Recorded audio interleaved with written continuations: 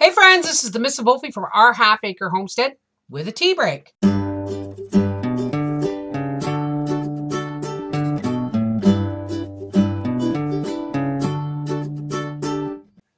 Today is Monday, May 8th, 2017. And I wasn't going to do a tea break, but I've gotten so many emails and everything, people asking me if we're okay. The worst of the flooding was in more western Quebec and Ottawa. So it went from widespread from Ottawa to Montreal. But where we live, there was only one house in Wakefield that we saw that had sandbags. And I wish I had my camera because we went over the Poggen Dam. And it was I don't know if I've shown you the dam before, but the water was coming straight off the dam, and it was roaring. And there was a police car, a provincial police car at the beginning of the road, and there was a Hydro-Quebec vehicle with its lights on at one side of the bridge over the dam, and there was a guy on the other side from Hydro-Quebec of the dam. And as we drove over the dam, we were looking at it, but we didn't stop. We were just driving slow. And the guy on the other side got out of his car with a flag and said, "Get off the dam, get off the dam." So they may have been worried it was going to blow, but I doubt it. But if it had, oh man, that would have been a nightmare. That would have been a nightmare because it feeds into the Gatineau River, and then it feeds into the Ottawa River, which both were overflowing and their banks. But where we live, we're way up on a hill. When we bought this place, we used to have a light, like a street light in our driveway. We disconnected it because, well, I don't live in the country to have a street light in my yard. But before we disconnected it, I used to come up Snake Hill and I would climb and climb and climb. But when I was crossing the bridge of the creek down below, you could see at nighttime, you could see our light. And I remember asking Howie the first time I saw it, going, "What is that light way up there on top of that hill?" He said, "Bev, that's our driveway."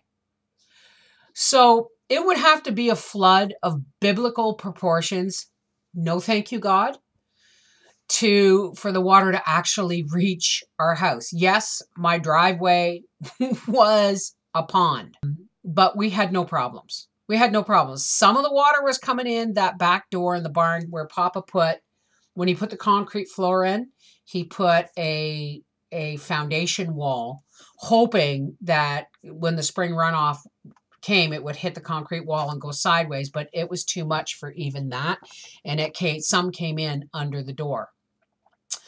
But other than that, it's been a really experience. Hell, it started to snow yesterday up here, and it was snowing this morning. There was snow all over the vehicles. Now it wasn't sticking to the ground. The flood is now no longer in my driveway because of the snow. What snow, you say? The snow we got this morning. Thank goodness the pool pump was running, or we probably would have had ice on top of the pool. But it was all over. So that's what's going on. Everything's cool. We're not floating away. I'm sorry I said that. It was a joke. It was a real joke. Because like I said, we are way, way, way up in the hills. Everybody's asking how Frankie and Gracie are doing. You know, you can buy all the toys in the world, but give two dogs an old sock or a new sock, and they're just in heaven. Gracie has found someone to play tug with, and she's had to learn to be more gentle than she is with Daddy. They're doing really well. Frankie still has her little accidents, but know this, if anybody's ever going to get a pug puppy, we had Angus for a while and realized that having a male dog was a really big mistake, and we had to rehome him because the girls just brutalized him. And that was Pixie and Penny. But we've waited a long time to get another pug. They're actually really hard to find. And Frankie is not full-bred pug. Her mom was 3/4 pug, 1/4 Yorkie, and her dad was half Frenchie, half pug. So she's got a nice longer nose, and her eyes aren't so buggy. but she still looks like a pug. You ready to go in the house? Good girl. You coming, Gracie?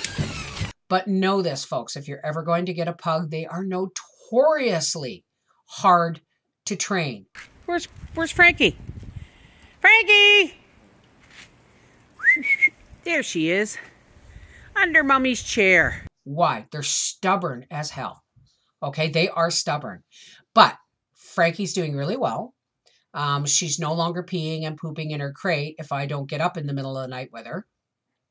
And Papa's going away for a few days, so I'm going to put my training right back into her, because 2 people training, he's like, no, it's okay, she's fine.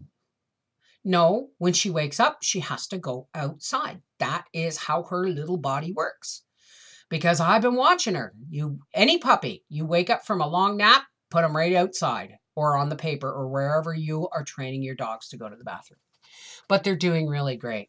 I went out to the barn to have a look, because although I did a barn update, Papa has since, we've gotten rid of 3 roosters and the 3 old hens, and no, I did not can them. They became compost.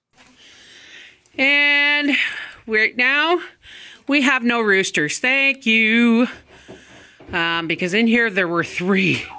So I have 9 birds, some buff Brahma, and some silver lace Wyandottes, and I am getting some lavender Orpingtons, and soon I will be getting a blue Orpington rooster. So I now have 9 hens, and I'm going to get a blue Orpington rooster this week.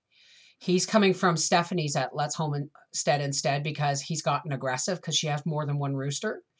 And she took him out of, I guess, out of his, with the hens. She took him out of the hen coop for the winter and put him with 1 hen and another rooster, and he's gotten ugly. So hopefully, and that's a danger for Lily. You know, I mean, she's just a little girl, and if a big rooster, I mean, I've had roosters attack me, and it is not a pleasant experience. They draw blood. They can be really bloody mean. So I'm going to take their blue Orpington rooster. His name is Blue. And I'm going to put him in with my 9 laying hens. And he should be happy as a pig in a wallow. Hopefully.